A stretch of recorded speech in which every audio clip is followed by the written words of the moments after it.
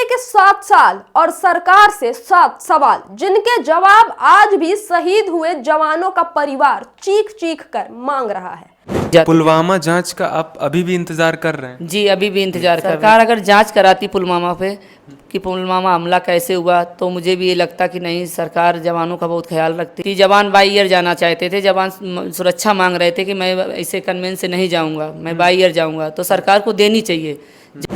नमस्कार दोस्तों, 14 फरवरी 2019 के दिन हमारे देश की सेना के लिए काला दिन था, जब हमारे भारतीय सेना पर आतंकवादियों ने एक बड़ा हमला किया था। उस हमले में सेना के 40 जवान शहीद हो गए थे। अब इस पर कई सवाल भी है दोस्तों। सवाल ये है कि जब आमतौर पर सेना का काफिला किसी सड़क से होकर, किसी हाईवे से होकर गुजरता है, तो वो एक टर्म आता है रोड का सैनिटाइजेशन। आर्मी के शब्दों में कहे तो ये जो सैनिटाइजेशन होता है, उस रोड की सफाई होता है। उस रोड पे किसी और भी वाहन को गुजरने नहीं दिया जाता है। रोड को चारों तरफ से ब्लॉक कर दिया जाता है, क्योंकि वहां से सेना का काफिला गुजरना होता है। इसलिए आम जनता की कोई भी गाड़ी उस सड़क से होकर नहीं गुजरती है। तो सवाल यह है कि जब सेना इतनी बड़ी संख्या में एक जगह से दूसरी जगह जा रही थी, जब उनका काफिला बाई रोड गुजर रहा था, तो उस रोड की, उस हाईवे का सैनिटाइजेशन क्यों नहीं किया गया? दूसरा सवाल ये कि जब सेना ने लिखित में सरकार से एयरक्राफ्ट मांगा था जवानों को एयरलिफ्ट कराकर एक जगह से दूसरे जगह पहुंचाने के लिए, तो आखिरकार सरकार ने एयरलिफ्ट की परमिशन क्यों नहीं दी? आखिरकार सरकार ने सेना को लिफ्ट कराने के लिए एयरक्राफ्ट क्यों नहीं दिया? बाई रोड क्यों जाने दिया? और तीसरा सवाल ये कि आखिरकार 300 केजी इतनी बड़ी संख्या में आरडीएक्स आया तो आया कहां से? पहला सवाल मैं फिर से बता देती हूँ। पहला सवाल वही है कि आखिरकार उस नेशनल हाईवे का सैनिटाइजेशन क्यों नहीं किया गया काफिला गुजरने से पहले? दूसरा सवाल, जब सेना ने एयरक्राफ्ट मांगा था जवानों को अपलिफ्ट कराने के लिए, तो सरकार ने एयरक्राफ्ट की परमिशन क्यों नहीं दी?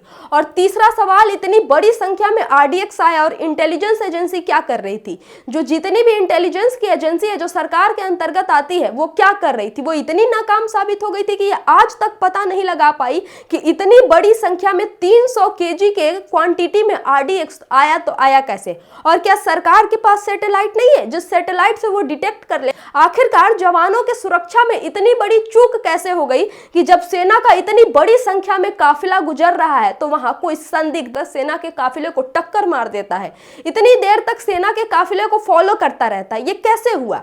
क्या ये सरकार की लापरवाही नहीं हुई? क्या इससे सरकार की जवाबदेही नहीं बनती है? क्या इसे इंटेलिजेंस फेल्योर नहीं कहा जाएगा? ये जो तमाम सवाल है, ये हमारे साथ साथ इस देश का हर एक नागरिक पूछ रहा है। इन सवालों के जवाब देश का हर एक नागरिक जानना चाहता है। और आज इस पुलवामा हमले के 7 साल हो गए हैं। 1 नहीं, 2 नहीं, 3 नहीं, 4 नहीं, 5 नहीं, 6 भी नहीं, आज 7 साल हो गए और सरकार इन 7 सालों में इन 7 सवालों के जवाब नहीं दे पाए हैं। ये पुलवामा में ही शहीद हुए एक आर्मी जवान की पत्नी है। ये आज भी अपने पति के लिए इंसाफ की मांग कर रही है। ये आज भी इस उम्मीद में है कि आखिरकार पुलवामा में जो कुछ भी हुआ, इतनी बड़ी संख्या में आरडीएक्स कैसे आया, आखिरकार रोड को सैनिटाइज क्यों नहीं किया गया, सेना को एयरलिफ्ट कराने की परमिशन क्यों नहीं दी गई, इन तमाम सवालों के जवाब पूछ रही है। ये आज भी जानना चाहती है कि पुलवामा हमले की जांच हुई तो उसमें क्या निकल के आया। ये आज भी जानना चाहती है कि पुलवामा हमले में इतने बड़ी संख्या में आरडीएक्स कैसे आई। ये एक पुलवामा के ही शहीद की पत्नी है दोस्तों। ये आज भी इंसाफ की उम्मीद लगा के बैठी है। दोस्तों, ये सिर्फ एक की कहानी नहीं है। आप पुलवामा में जितने भी जवान हमारे शहीद हुए थे, उनके परिवार वालों से जाके पूछेंगे तो वो भी यही जानना चाहेंगे कि हमारे पति का गुनहगार कौन, हमारे पिता के शहादत का जिम्मेदार कौन, आखिरकार उन आतंकियों की सेना के काफिले तक पहुंच जाना कैसे मुमकिन हुआ, आखिरकार उनके पिता की, किसी के पति की, किसी के भाई की शहादत का जिम्मेदार कौन है? ये तमाम सवाल है जो देशवासी पिछले 7 सालों से पूछते आ रहा है और पिछले 7 सालों से सरकार इनमें से एक भी सवाल का जवाब नहीं दे पाई है दोस्तों।